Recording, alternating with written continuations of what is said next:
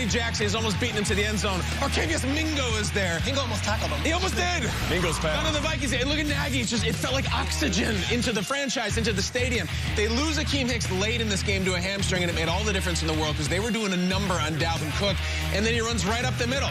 Hicks was awesome last night. He was talking to Cooks. They were barking. It was a great matchup. And then they lose him, and they start moving, and Cousins is going to go to Thielen again. That's another touchdown. We have so many shots of Buster Screen getting beat on plays. He's always there. He just doesn't make the play. 19-13 now late. Less than a minute. Nick Foles, you have a statue. Do you have a miracle in you? No. Even worse, he gets dragged down on this play by a Fadi Adenabo, and watch what happens. He stays down. It doesn't look terribly violent, but it doesn't have to be depending on what part of your body lands. You see Foles wears the flak jacket. We're going to have updates on this all day and all week, but he leaves. There's Trubisky, who hurt his shoulder on a Wildcat play weeks ago. Foles is carted off, and in some ways, maybe so are the Bears. They go into the bye having lost another. The offense was not there, but you know what? Skol Vikes. Vikes win again to get to 4-5 on the road. Kirk Cousins' first ever Monday Night Football win goes to 1-9, but he gets the win. 19-13 Vikings. All right, let's bring in Mike Garafolo, our NFL Network insider of the morning. Mike, welcome to the show. Thanks for being here. We saw Nick Foles go down on that final drive. Great highlight by Kyle there. What is the latest on Foles? Okay, Matt Nagy did not have much information for reporters after the game, saying Foles was dealing with either a hip or leg injury because he was being evaluated at that time, undergoing x-rays and the like. Now, I was told overnight that Foles is actually okay, despite how that looked.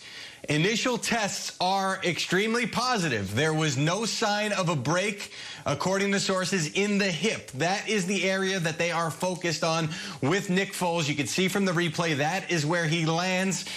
So the maybe immediate fear was that there was a fracture in the hip, but tests taken at the stadium did not reveal a fracture. So that is really good news for Nick Foles, at least initially. He's going to have to continue to undergo tests. But as the Bears left the stadium last night, and again, heading into a bye, they thought to themselves, well, maybe we're going to have Nick Foles available for us after the bye. Now, the thought is also that they might have Mitchell Trubisky available to them after the bye, as well, as he's working his way back from a shoulder injury that he suffered a couple of weeks ago. They've been reluctant to even entertain the thought of putting Trubisky back in.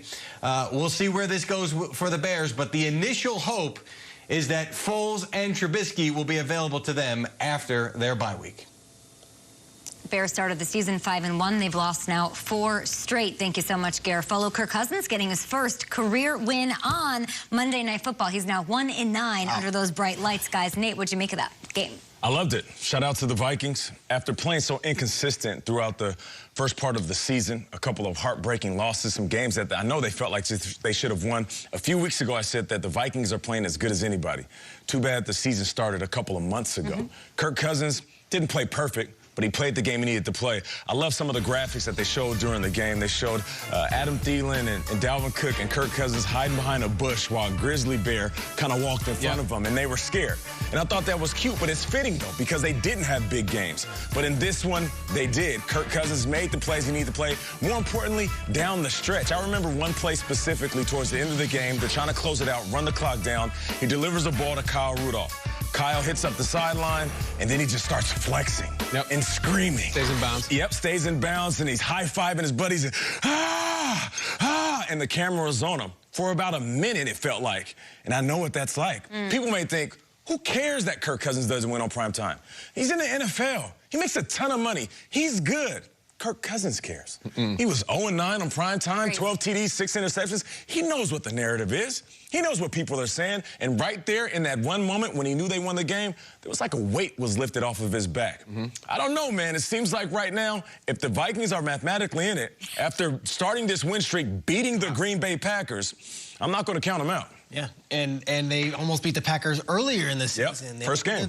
They've given a lot of teams the game. So, yes, it started a little late, 1-5, but it's not too late. And more importantly, it wasn't just Dalvin Cook yesterday. Like, there was a balance to this offense. You saw Adam Thielen. And yesterday, as we're talking about Stephon Diggs being the top receiver in the league, receiving yards, Justin Jefferson's really good. Oh, And yeah. you talk about rookie wide receivers making an impact. This class of Judy and Lamb and Ruggs, Justin Jefferson's right up there, if not the best in all of them. 8 for 135 yesterday. Continues to have this incredible season. Almost under the radar because people wrote this team off. But overall, I look at this guy, 42 catches on 54 targets, already 770 yards. And last night, Cousins was going to him as a number 1. It's very rare you trade a player like Stephon Diggs and they find a replacement who can just do it like lock. Go on. Yeah, what do you got? They tried this before. You know, history Troy repeats Williamson, itself. sure. They traded Randy Moss and drafted Troy Williamson in the first round. We're like, all right, just slide into the Randy Moss role. It never happened. Justin Jefferson, he's not Stephon Diggs. He might not be Stephon Diggs for a couple of years, but he sure is on his way to something. And I thought last night, getting those guys involved, they're a team I don't want to face. I don't know if they're going to make the playoffs. It might be too late. It really might be. It's a loaded NFC West. But I do like the fact that they didn't just let the season go a couple of weeks ago, and now they've got some juice. They do have some juice, and I thought last night they were okay, and they were just had to be okay to beat the Bears. I just looked at this game, and I thought the Vikings were all right. I thought that just the Bears were terrible. And if you feel sick, you got to puke. You have to purge. You have to get it out. I need someone to jump in the boat. And I would just think, they got a kick return touchdown to start the second half. Oh, my God, here we go. Got something. Bear down. No. Crazy camera angle. Bears fans, I need you to bite a stick here so you don't swallow your tongue. After the kick return touchdown, this is the Chicago Bears offense. Oh, boy, here we go. 3 and out, punt. 3 and out, punt. 3 and out, punt. 3 and out, punt. Turnover on downs. Turnover on downs. That was the second half after the kick. That was it. The defense outscored the offense again.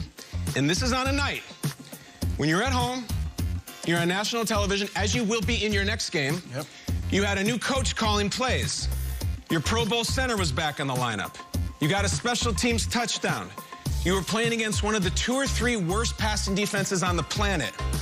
Your own defense created multiple turnovers. Your kicker didn't miss. Your punter was good. And you were playing against the running back. Your defense was heroically shackling and a quarterback who was 0 for his lifetime on Monday Night Football. And in the fourth quarter, when the whole season, the whole world, the whole franchise was on the line, 1.4 yards per play for the Chicago Bears. It is a shame. And I think next weekend, their offense could be just as productive, and they're on a bye.